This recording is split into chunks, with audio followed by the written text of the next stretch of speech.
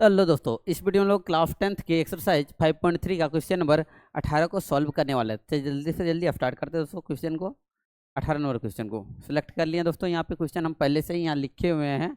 तो क्वेश्चन आपका पूछ रहा है दोस्तों कि केंद्र ए, यहाँ देखिए फिगर दिया हुआ है, यानी यहाँ केंद्र ए और से प्रारंभ करते हुए बारी बारी से केंद्र ए और बी, यहाँ पे दो बिंदु दिया है ए और बी, यानी एक बार केंद्र क्या होगा ए, एक बार केंद्र क्या होगा बी। उस तरह से करके त्रिज्या जो होता है आपका दोस्तों, त्रिज्या 0.5 सेंटीमीटर, 1 सेंटीमीटर, 1.5 सेंटीमीटर, 2 सेंटीमीटर, इस तरह से करके आपका ले रहा है। तो किस तरह का बन रहा है दोस्तों, ये अर्धवृत्त बन रहा है, ठीक ना, पूरा वृत्त नहीं बन रहा। यहाँ देख सकते हैं आप फिगर में कि अर्धवृत्त आकार का बन रहा है, और इसमें क्या बना रहा है, सर्पिल बना रहा जा रहा है, ठीक ना, रिंग टाइप का बनाया जा रहा है। तो फिगर में आपको दिखाया गया है। अब देखिए 13 क्रमागत जो है अर्धवृत्त, यानी वृत्त की संख्या, अर्धवृत्त की संख्या कितना है आपका दोस्तों, 13 को अर्धवृत्त दिया गया है, ठीक ना, 13 अर्धवृत्त दिया है। उसका कुल लंबाई क्या है, कुल लंबाई आपको क्या है वो निकालना है। कुल लंबाई का मतलब क्या होगा, एस एन आपको निकाल के यहाँ बताना है, ठीक ना। अब देखिए यहाँ शायद छुप गया होगा, यहाँ पे पाई का वैल्यू दिया है 22/7, और थोड़ा हिंट दे दिया है दोस्तों यहाँ पे कि केंद्र ए बी वाले अर्धवृत्त की लंबाई जो होगा ना L1, ये क्या है L1 है, ठीक ना, L1 L2 L3 L4 इस तरह से है, ठीक ना। चलिए हम लोग यहाँ पे लिखते हैं, सॉल्यूशन लिखते हैं दोस्तों। क्या दिया है दोस्तों, या फिर हम पहले जानते हैं, देखिए अर्धवृत्त है, अर्धवृत्त की लंबाई जो होता है, लंबाई को हम लोग परिधि मानते हैं, ठीक ना, लंबाई का मतलब क्या, परिधि। तो वृत्त की परिधि क्या होता है, 2πr, वृत्त की परिधि क्या होता है 2πr। अगर अर्धवृत्त होगा यानी आधा हो जाएगा, तो अगर काटेंगे तो क्या होगा, πr होगा कि नहीं होगा। चलिए इसी चीज को आपको बताना है। देखिए हम जानते हैं कि वृत्त की परिधि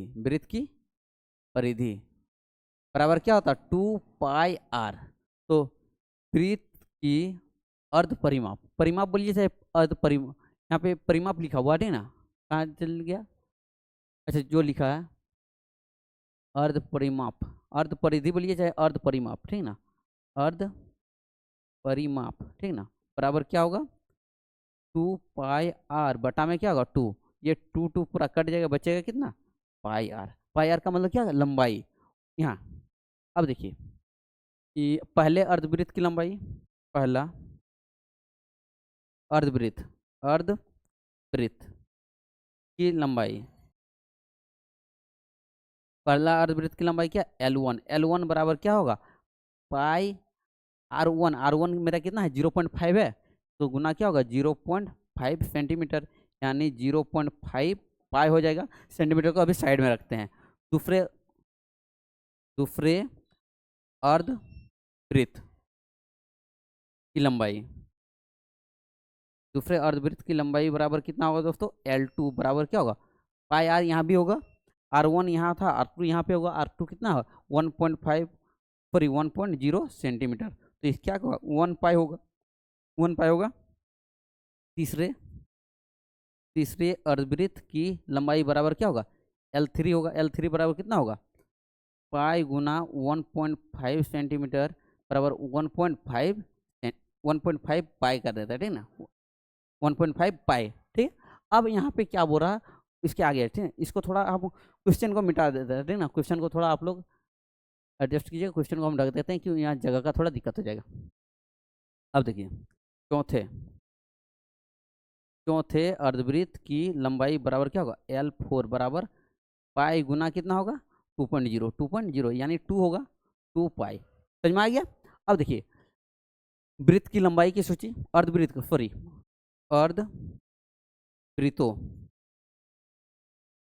की लंबाई, अर्धवृत्तों की लंबाई की सूची बराबर क्या होगा, पहला क्या है 0.5 पाई, 0.5 पाई, 1 पाई, 1.5 पाई, 2 पाई, डॉट डॉट करके चलते जाएगा कहाँ तक 13 तक। हम लोग क्या लिखेंगे, यह सूची एपी में है, यहाँ प्रथम पद ए बराबर कितना होगा दोस्तों 0.5 पाई। देखिए कोई आप लोग बोलिएगा कि पाई का वैल्यू क्यों नहीं लिख रहे हैं, यदि पाई का वैल्यू लिख देंगे तो थोड़ा सा दिक्कत होगा, मुश्किल होगा, तो हम लोग लास्ट में अगर करेंगे तो एक ही बार में बन जाएगा, इसीलिए हम लोग यहाँ छोड़ दिए, ठीक ना। अब देखिए सार्व अंतर कितना होगा, सार्व अंतर को कैसे लिखेंगे, डी से। डी बराबर क्या होगा, A2 माइनस A1। A2 मेरे पास कितना है यहाँ पे 1 पाई, क्या है 1 पाई, 1 पाई माइनस क्या 0.5 पाई, तो कटेगा तो कितना होगा 0.5 बचेगा, 0.5 पाई बचेगा, है कि नहीं, 0.5 पाई बचेगा। अब देखिए इसको पदों की संख्या कितना होगा दोस्तों, पदों की संख्या, पदों की संख्या का मतलब क्या होगा, अर्धवृत्तों की संख्या, क्या होगा अर्धवृत्तों की संख्या, अर्धवृत्तों की संख्या, अर्धवृत्त की संख्या बराबर कितना, n बराबर कितना 13, कितना माना था 13। अब हम लोग को क्या निकालना, अर्धवृत्त जो टोटल सर्पिल है, सर्पिल की उसकी लंबाई, तो सर्पिल की लंबाई को हम लोग क्या बोले थे कि Sn निकालना, ठीक ना। अब Sn बराबर n/2 into 2a plus n minus 1 into में क्या होगा d, ठीक है। अब देखिए S 13 होगा बराबर यहाँ कितना होगा 13/2 इंटू 2a, ए की जगह कितना है दोस्तों, ए की जगह कितना है, ए की जगह 0.5, हाँ 0.5 पाई, गुना क्या होगा 0.5 पाई प्लस 13 माइनस कितना होगा 13 माइनस 1 इंटू में क्या होगा 0.5 पाई होगा। अब देखिए 13/2 यहाँ क्या होगा, दोनों को गुना करेंगे तो 1 होगा, 1 पाई होगा, यह क्या अपना होगा 1 पाई होगा, ठीक ना। अब देखिए प्लस कितना होगा 12 गुना 0.5 पाई का मतलब क्या होगा 0.5 पाई अगर गुना होगा तो यहाँ 13/2, यहाँ 1 प्लस 12×5 = 60 यानी 6, यहाँ 1 पाई और यहाँ क्या 6 पाई बराबर क्या होगा 13/2 गुना में क्या होगा 7 पाई, ठीक है। अब देखिए 13/2 गुना में क्या होगा 7 और गुना में पाई का वैल्यू कितना होगा 22/7, यहाँ दे दिया, ये 7 कट जाएगा, ये 2 11 में कितना होता है 22, ठीक है। इसका मतलब कितना आएगा यहाँ पे,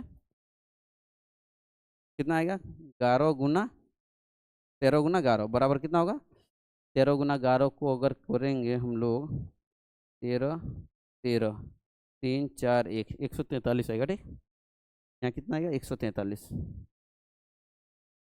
बराबर कितना है 143 सेंटीमीटर। अतः सर्पिल की कुल लंबाई कितना होगा, सर्पिल की कुल लंबाई बराबर Sn बराबर कितना होगा 143 सेंटीमीटर, ठीक है। उम्मीद करता हूँ आपको समझ में आ गया होगा, आप लोग स्क्रीनशॉट ले सकते हैं। चलिए ठीक है, यहाँ कैसे हो गया,